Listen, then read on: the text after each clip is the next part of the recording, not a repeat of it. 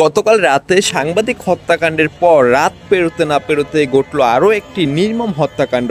গাজীপুর যেন এক আতঙ্কের নগরীতে পরিণত হয়েছে। গাজীপুরে হত্যাকাণ্ড যেন এখন নিত্যদিনের ঘটনা।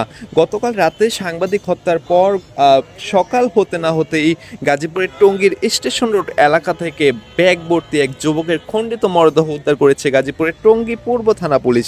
মরদেহ উদ্ধারের পর এটি গাজীপুরের শহীদ তাজউদ্দিন আহমেদ মেডিকেল কলেজ হাসপাতালে ময়নাতদন্তের জন্য প্রেরণ করা হয়েছে।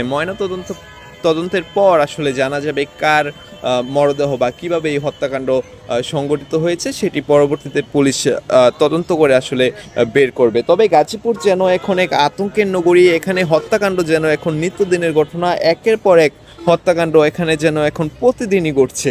গাজীপুরে চুরি, ছিনতাই, ডাকাতি, হত্যাকাণ্ড এসব এখন প্রতিদিনের ঘটনা। গত 7 মাসে গাজীপুরে হত্যার শিকার হয়েছেন প্রায় 160 জন।